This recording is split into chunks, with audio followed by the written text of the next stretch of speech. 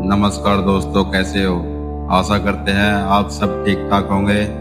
ज्यादा देरी न करते हुए वीडियो को स्टार्ट करते हैं और चैनल को सब्सक्राइब कर लेना। दोस्तों, भारत का प्राचीन ज्ञान सिर्फ वेदों में ही सीमित नहीं है। वैदिक साहित्य में वेद, ब्राह्मण, आरण्यक और उपनिषद के साथ साथ स्मृतियां, महाकाव्य और पुराण भी शामिल है। ये सब मिलकर हमारी संस्कृति की नींव रखते हैं। तो आइए विस्तार से जानते हैं। वेदों को श्रुति साहित्य कहा जाता है, यानी जो सुना गया हो। ये ऋषियों ने यानी कि गहन ध्यान और साधना में सुना और आगे पीढ़ी दर पीढ़ी सुनाया। दोस्तों, फिर बात करते हैं हम ऋग्वेद से। सबसे पुराना वेद लगभग 1500 ईसा पूर्व। इसमें 10 मंडल, 1028 सूक्त और लगभग 10,500 मंत्र है। यानी कि इसमें विषय जो है अग्नि, इंद्र, वरुण जैसे देवता की स्तुति। इसे ज्ञान और प्रार्थना का स्रोत कहा जाता है। जब किसान वर्षा की कामना करते थे तो इंद्र देव के लिए ऋग्वेद के मंत्र गाते थे। दोस्तों, फिर बात करते हैं हम यजुर्वेद की। यह यज्ञ और अनुष्ठानों का वेद है। इसमें गद्य और पद्य दोनों मिलते हैं। शुक्ल और कृष्ण यजुर्वेद इसके 2 भाग है। इसमें यज्ञ जैसे कैसे करना है, किस मंत्र से, किस विधि से, सब विस्तार से है। विवाह या अग्निहोत्र यज्ञ के नियम भी इसी में मिलते हैं। दोस्तों, फिर बात करते हैं हम सामवेद की। भारतीय संगीत का आधार इसमें ऋग्वेद के लिए मंत्र है, लेकिन इन्हें गाने के लिए लयबद्ध किया गया। आज का शास्त्रीय संगीत, राग और स्वर सबकी जड़ सामवेद में है। मंदिरों में आरती और भजन गाने की परंपरा सामवेद की देन है। दोस्तों, फिर बात करते हैं हम अथर्ववेद की। आम जनता का वेद। इसमें रोगों के इलाज, जड़ी बूटी, घरेलू जीवन और यहाँ तक कि टोना टोटका तक की बातें हैं। इसे गृहस्थ जीवन का वेद भी कहते हैं। अगर किसी को बीमारी होती थी तो अथर्ववेद के मंत्र और जड़ी बूटियों का प्रयोग होता था। दोस्तों, फिर बात करते हैं ब्राह्मण ग्रंथ की। हर वेद से जुड़ा एक ब्राह्मण ग्रंथ है।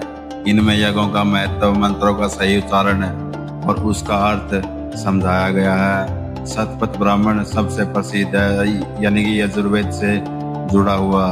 इन्हें उस समय के धार्मिक ग्रंथों की गाइड बुक माना जाता है। दोस्तों, फिर बात करते हैं हम आरण्यक की। आरण्य मतलब जंगल। ये ग्रंथ उन लोगों के लिए थे जो जीवन का तीसरा चरण यानी वानप्रस्थ अपनाकर जंगल में रहते थे। इनमें साधना, तपस्या और ध्यान की बातें हैं। ये कर्म कांड से हटकर आध्यात्मिक ज्ञान की ओर ले जाते हैं।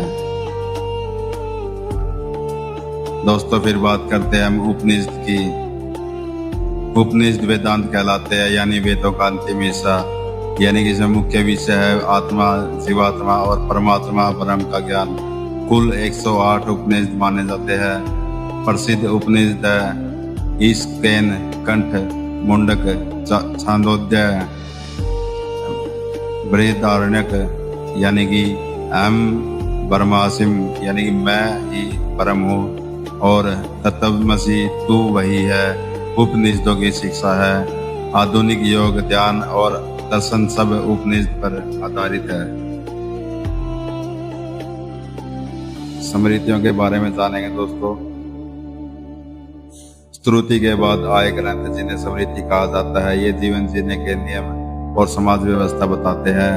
मनु स्मृति, याज्ञवल्क्य स्मृति, नारद स्मृति प्रमुख है।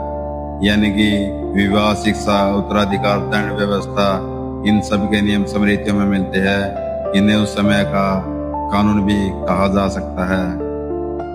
दोस्तों, फिर बात करते हैं 2 बड़े महाकाव्य, रामायण और महाभारत की। पहले महाकाव्य की बात करेंगे हम, रामायण की। ऋषि वाल्मीकि द्वारा रचित लगभग 24,000 श्लोक श्री राम के जीवन, त्याग, मर्यादा और आदर्श की कथा।